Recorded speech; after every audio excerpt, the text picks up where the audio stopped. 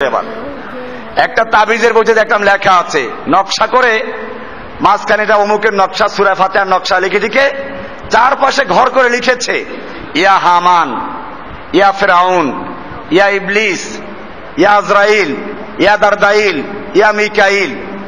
হে আজরাইল, হে মিকাইল, হে দারদাইল, হে ইবলিস, হে শয়তান, হে ফিরাউন, হে হামান।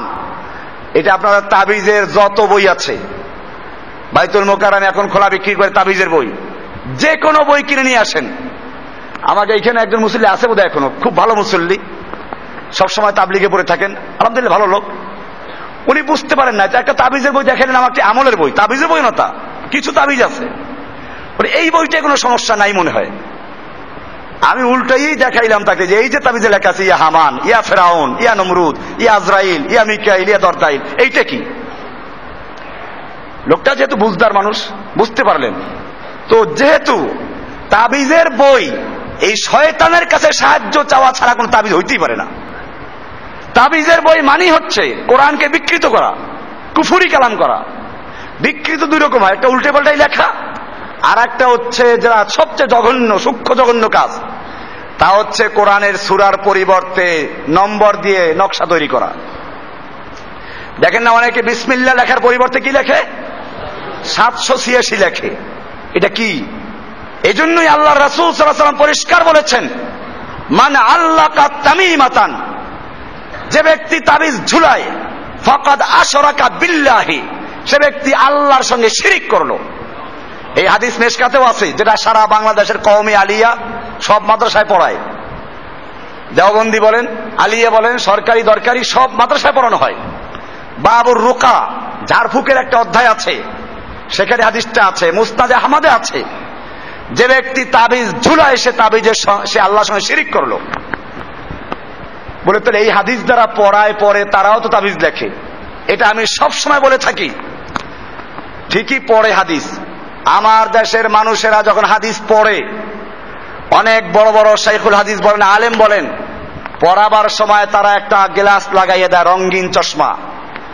আপনি যদি আপনার চোখে একটা রঙিন চশমা লাগান, গ্লাস লাগান, তো আপনি সব কি দেখবেন? ওই রঙিন দেখবেন। এর মানে তো এই নয় যে দুনিয়াটা রঙিন। আপনার গ্লাস রঙিন বলে আপনি রঙিন দেখতে পাচ্ছেন, আসলের জিনিসগুলো রঙিন না। ঠিক এরকম ভাবে আমাদের দেশে যখন এই হাদিসগুলো পড়ায়, তখন ছাত্রদেরকে বুঝাইয়া দেয়, এই যে তোমরা হাদিসটা পড়লা, যে ব্যক্তি তাবিজ ঝুলায় সে শিরিক করলো, এটা এই কোরআন হাদিস দিয়ে যে তাবিজ লেখি এই তাবিজ না, এটা হচ্ছে ওই তাবিজ জাহিলি যুগে কুফরি কালাম দিয়ে তাবিজ লিখতো, সেই কুফরি কালামের তাবিজটা হলো শিরিক। ছাত্ররা মাথা ঝুলায় আর বলে, ও তাহলে ঠিক আছে, বুঝতে পারছি এইবার। এটা ওই জাহিলি যুগে বিভিন্ন তাগা, পৈতা, বিভিন্ন হাড্ডি, বিভিন্ন কুফরি কালাম, এই সমস্ত দিয়ে তাবিজ লেখতো, ওইটা শিরিক। আর আমাকে হুজুররা যে তাবিজ লেখে, ওটা হলো কোরআন হাদিস দিয়ে লেখে, ওটা জায়েজ।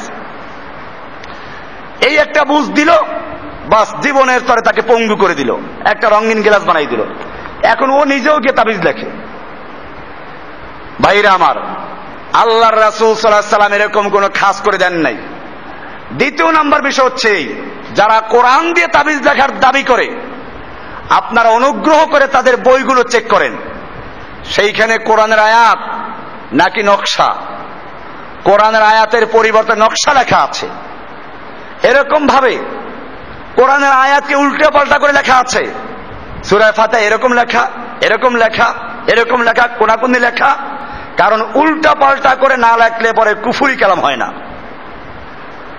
আজকে আমি যদি জুমার নামাজে সূরা বাকারার পরিবর্তে নকশাটা পড়ে দেই, 586, 7120, 3005, 10001, আল্লাহু আকবার, মসজিদের কি নামাজ পড়বে একজন আমার পিছনে?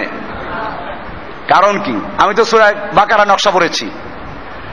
তাবিজের মধ্যে ঢুকলে যদি সূরা বাকারার নকশা হতে পারে, সূরা ইয়াসিনের নকশা তাবিজে ঢুকতে পারে, আর এটা যদি বিকৃত করা না হয়, তাহলে আমি নামাজ দাঁড়িয়ে সূরা বাকারার পরিবর্তে সূরা বাকারার নকশা পড়া অপরাধ হবে কেন? সূরা ইয়াসিনের নকশা পড়া অপরাধ হবে কেন? এই জন্য মনে রাখতে হবে, আল্লাহর রাসূল সাল্লাল্লাহু আলাইহি ওয়াসাল্লাম যেটা বলেছেন, আরো সুন্দর করে বলেছেন, মান আল্লাকা তামিমাতান ফাকাদ উক্কিলা ইলাইহি, যে ব্যক্তি গলায় তাবিজ ঝুলায় আল্লাহ তাআলা তাকে তাবিজের উপরে নির্ভরশীল করে দেয়। ও তাবিজ না লাগাইলে ভালো হবে না, কারণ ওর বিশ্বাস কিসের উপরে?